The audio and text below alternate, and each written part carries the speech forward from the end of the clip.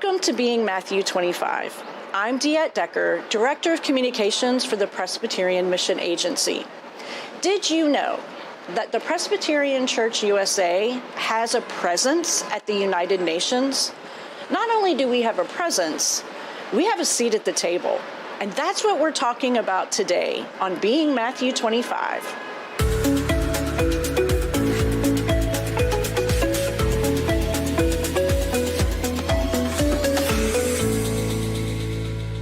Let's hear from Sue Ream, the Director of the Presbyterian Ministry to the United Nations, to learn more about the work of her office and what it means for Presbyterians and those all over the globe.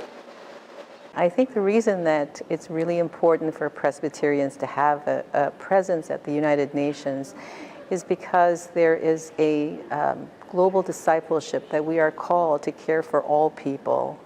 And to really look at the situation around the world and to know that there are issues that really impact people who are suffering and people who are in conflict, and that we as disciples of Christ and as followers of Christ are really commanded to work for the flourishing of all peoples and of all creations. The UN is not just about the Security Council, about dealing with conflict, but really looking at ways that people can flourish.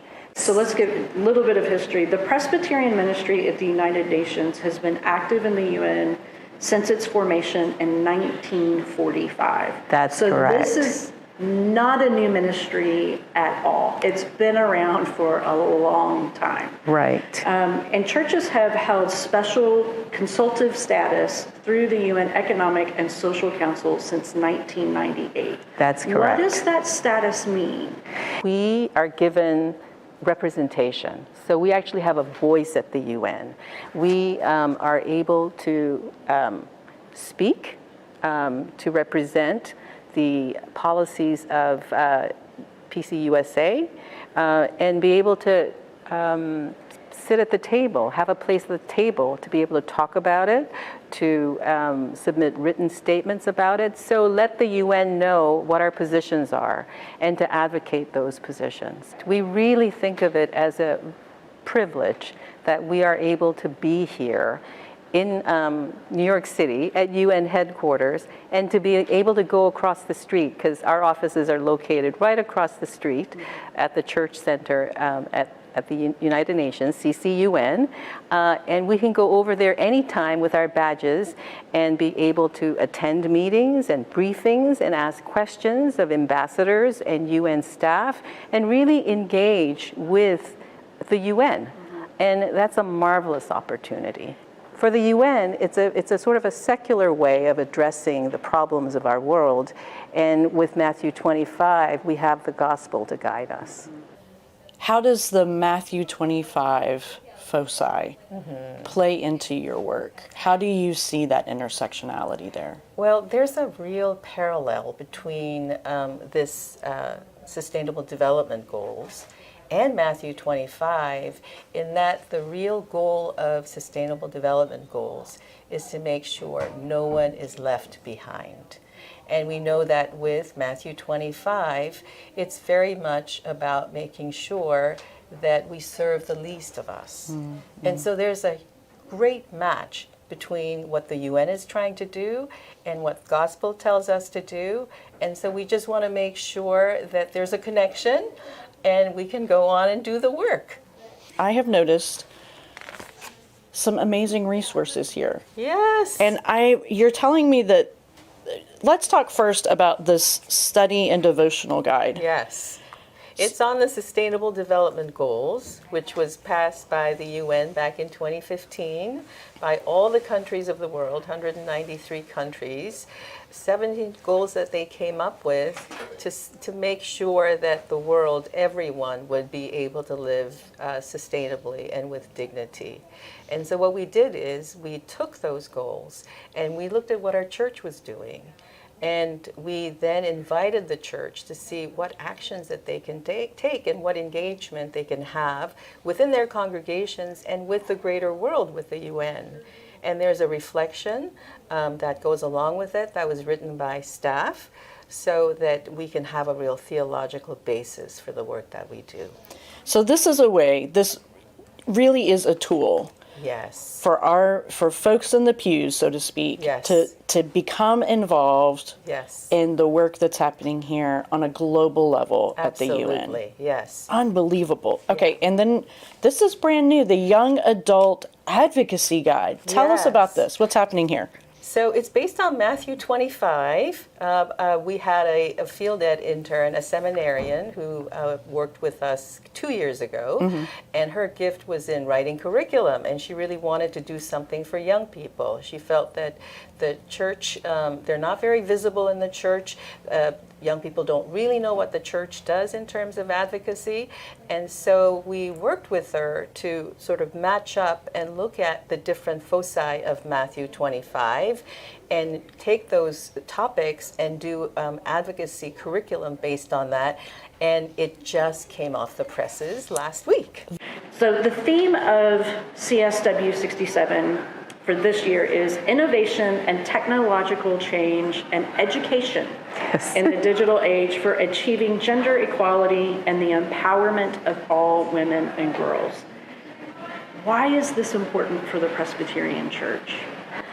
Well, I think it's important for all of us, and I would include the Presbyterian Church in that, as UN Women has mentioned, and as the Commission on Status of Women have mentioned, is that we don't really have a global framework on technology. It's kind of gotten ahead of us, the technology, and we don't really have the governance for it. And we see that in terms of how the corporations are really taking the helm and running with it, kind of dictating how they're going to use the information and not really thinking about what is the public good. They're looking to make profit and doing things in a way that's very commercialized and not really thinking about what that means for people, for the dignity of people, for abuse, things that we need to be really, really careful about in maintaining human rights of especially women and girls in all their diversity. And we know that it's brought a lot of opportunities, the technological advances, but it's also, we are seeing that there are a lot of misinformation, there's misuse, abuses that really need to be rectified. And this is going to be a forum in which those discussions will happen. There's really hard, challenging work that's happening across the street with the countries, the member states who are here negotiating what the language should be, how we should be conducting ourselves, how do we access education, especially STEM education for women and girls, where we know that they're so far behind men in terms of the access to education, the pay, and just being in the profession, and the abuses, the workplace harassment that occurs. What are the three kind of main things that we're going to be focusing on? So one is just making sure that there is access to the digital space, whether that's infrastructure or equipment or devices, and making sure that women and girls have a playing field, level the playing field basically, so that they have access to the technology. Another thing that we're looking at is innovation and reimagining education, as we're just talking about, with STEM education and making sure that that's available for girls. And the third thing is, again, going back to rights and making sure that there's safety and that there are rights that are adhered to for women and girls, especially in the digital spaces. At the end of CSW 67, the hope is that there will be a framework for all nations to be able to follow and agree to following this behavior, this framework, as we move forward. Well, UN doesn't work that fast. So what It moves at a very glacial pace, but it will be the start of a conversation or a start of a document, which is called the agreed conclusions. So that will be the outcome, hopefully, of this commission. And so that's where all the member states will come and agree, okay, these are the things that are the issues, these are the challenges, and these are sort of the recommendations of what we need to do. And so there will be a document, and that will be the beginning, just the beginning of a greater conversation on the Global Digital Compact that will be happening in the fall. That's been called by the Secretary General. This year, the 67th Commission on the Status of Women has garnered some of the top leaders within the Presbyterian Church USA. I had the honor to sit down with our stated clerk, J. Herbert Nelson II, and the co-moderators, Reverend Ruth Faith Santana Grace and Reverend Siobhan Starling Lewis. In many ways, I grew up in marginalization among women. But yet, one of the things that has been powerful in my life is watching women who have, let me just say it, has taken over and taken roles, quite frankly, that no one has really questioned on one end, and on the other end, their capabilities have just been lifesavers. I think the world is changing, but not fast enough. And the accommodations that are necessary during this period of time, I see the vigilance and also the steadfastness of young women who are basically saying, we're going to press this until things change. And that is, I think, a major part of what I've enjoyed about being in this period of history where there are some changes that are being made. The church, being here right now in this place and seeing the women here, this is a confab of sorts to and a testimony to what really is on the minds of women in this period. We are not going to stay here. We're not going to be defeated in that. And not only that, when we get out in front of it, we're going to stay out front. I think that one of the great challenges we have right now, and I think I will hope that more men will get in movements such as this, and to begin to see the value of what it really means in this period to help emancipate much of what has been the marginalization of women in the United States of America. And I think that's not just a challenge for me. I think it was a challenge for Jesus.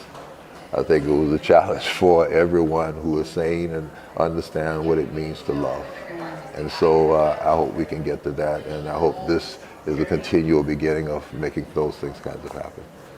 Being that we're at the Commission on the Status of Women, what message would you have for young women today who are coming up in this world and facing really continued oppression and marginalization? The one phrase that comes to mind, this is the New Yorker in me, is from Hamilton, rise up. Rise up. When are you and your sisters gonna rise up? When are folk like you and me gonna rise up? So this encouragement of how our voices really matter, and a reminder that it won't be easy, but the importance, metaphorically, I've got this dysphonia which has cheated me of my voice. But somewhere in there, the irony is I won't be silenced, right? I would say to young women, particularly if they're experiencing that type of oppression that happens, where you feel like your voice doesn't matter, or somehow you're made to believe that you have less importance in a space, is just to know that it's just a lie. It's not true. Yeah. It is sin and brokenness in the world impacting us and creating suffering, but it's a lie. God has made you in God's very image. You are a part of the divine. The divine is in you.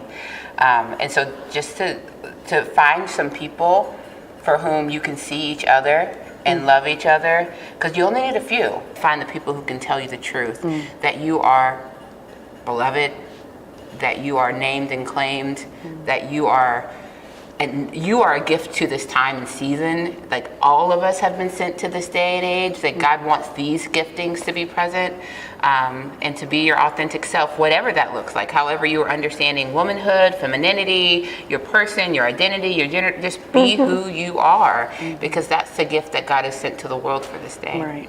As co-moderators of the PCUSA, why is it important, why do you believe it's important for you to be here today?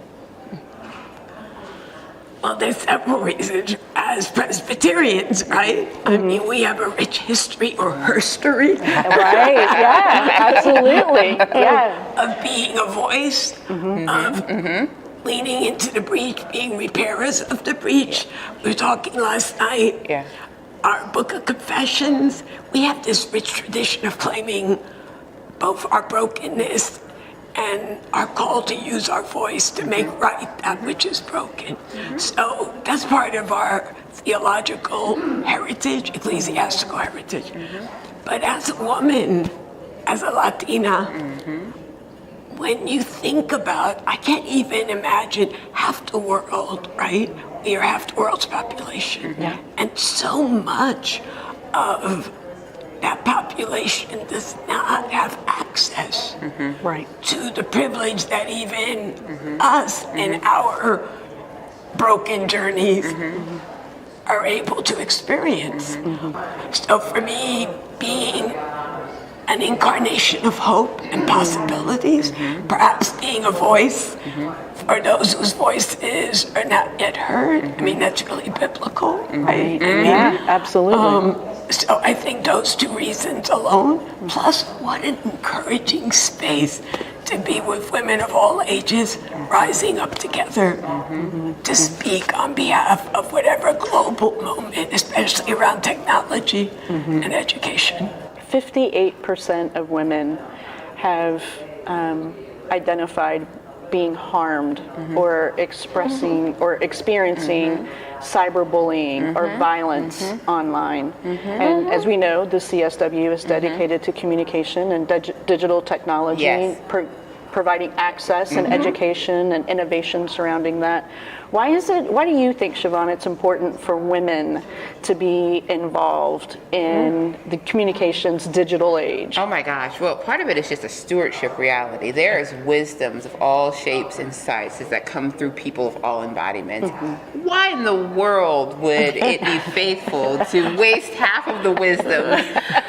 And there's also, the truth of like our experiences of when you're not in the position of power, oftentimes there's even more intentionality around relationships, care. You're closer to the places of impact when there is injustice. You're closer. And so that wisdom that women particularly carry in many societies, when it comes to the intersection of how it shows up with technology, it can literally change the world. It can literally change how we understand connecting, being together, gathering after COVID, where everything is up for conversation and renegotiation on how do we be together even, and how do we show up and share each other's stories, and to leave out those who are the most close oftentimes to the tender spaces, the spaces of development and hopes and dreams, and knowing the importance of those dreams and hopes being fulfilled.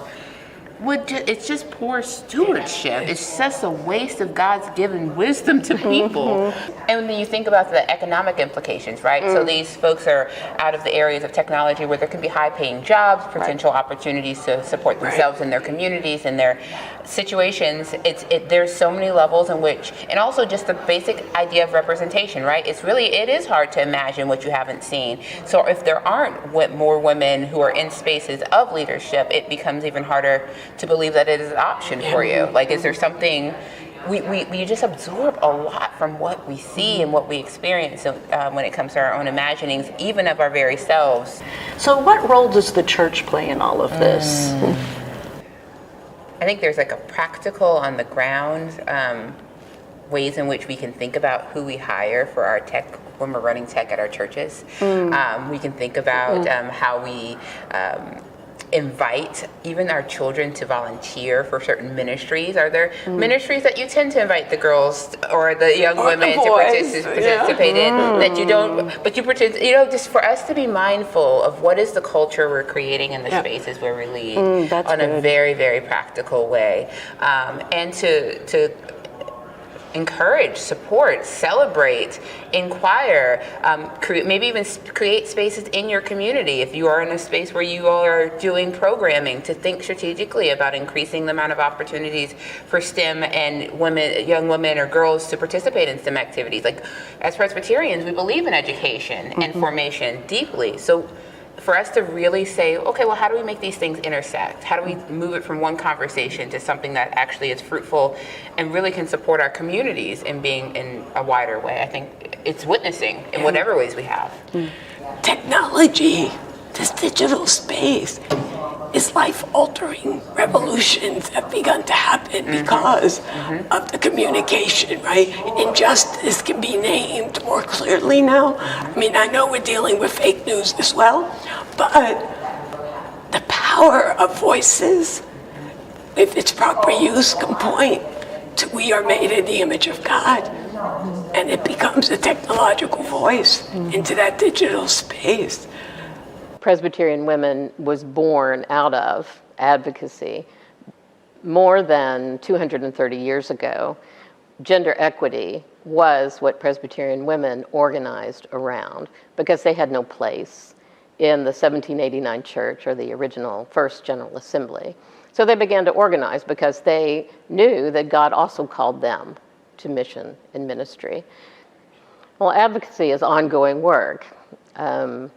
Everyone has to be involved in advocacy and should be involved if they're not.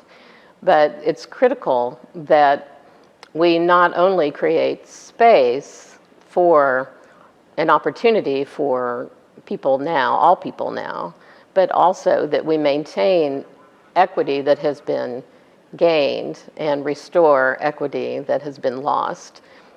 We know that equity is ongoing, or advocacy is ongoing work, because we watch those rights, particularly now in the United States, we watch rights of women backtracking or being backtracked by policy, so that women's health becomes a concern in current times when that seemed unthinkable. The scripture calls us to advocacy, and not only in the gospel message, which of course Jesus was about inclusion and advocacy, but the whole of Scripture. Advocacy has fallen to women in a lot of ways because women are the ones who've had to fight over the years for rights, for equality in society and in culture. So it is, unfortunately, has been incumbent upon the women to, just like in that 1789 church, to find their way and to figure out how to work to be able to do what they felt they were called to do. Digital equity is a critical topic for the Presbyterian Church. It's a critical topic for everyone at this point. Equity issues are transferred and exacerbated in the digital world. The challenge there is no governing framework to manage or control or in any way mitigate what's happening in the digital world, so that those challenges that we have in society are accelerated in the digital age. So that's why it's so critical that this particular CSW is dealing with how we create some sort of global framework that will help mitigate the digital world and digital life, particularly for women and girls and for those who are marginalized. The dominant power in any culture or society grants privileges, but they do very little to create equitable systems. So what's critical here for advocacy is to ensure that ongoing work to create equitable systems and to push those systems that are in place to get those leverage points and create actual equity rather than privileges, which we know are quickly and easily revoked. And that's where women, young women also need decision-making authority and the ability to shape policy and practice. The Presbyterian Ministry to the United Nations has taken a leading role in bringing young people to advocacy work here at the United Nations. This year, they formed a delegation mostly consistent of young folks so that they can learn firsthand how to advocate on behalf of the church and have a positive impact not only here in the U.S., but around the world. So much of what I've seen within the Presbyterian Ministry of the United Nations is it's giving young people a voice to speak and a voice to make sure that we as a collective group of young people make this world a better place, whether that's through gender equality, whether that's through climate action, whether that's through whatever humanitarian work, migration, peacemaking. There's just so much that young people are already involved in. With CSW, there's just so much exciting things going on with side events and parallel events, and making sure that gender equality is something that is accessible and is available for all women all across the world is, the goal of these 2 weeks. I heard it was over 8,000 women that's represented, and to see women from all over the world, it does give hope. So even being from the United States and just seeing how we can come together for this important topic is very meaningful. I was excited not only to represent the young adult volunteers, but also as a young adult that is African American. And then this year's theme of STEM and women is very important because in our community, we don't get that opportunity a lot of times. And where in the past, there have been many people that have paved the way for the STEM and research. In this 21st century, we don't see a lot of women, and especially of women of color, in fields related to engineering, science, things of those natures. This year's theme is so important to me because I remember what it was like being a young girl in high school being told that I wasn't good at math, I wasn't good in sciences, and there was no way that I could ever do the career that I thought I had wanted to do for a really long time.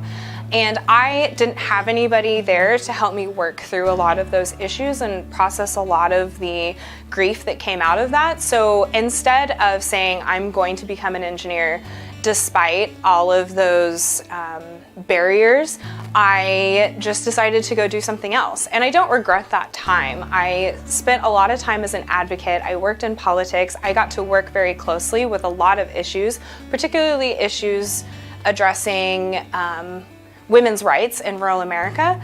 But there was something really nagging at me to go back and to pursue the career that I had always been told that I was not good enough to pursue. And so I did that. I went back to school. I got degrees in physics and engineering. And so coming back here, I wanted to make sure that I was helping share those experiences and prevent other little girls from internalizing a lot of that pain and a lot of those barriers so much that they had to wait 10 years before they actually got to do the things that they really wanted to do in their careers.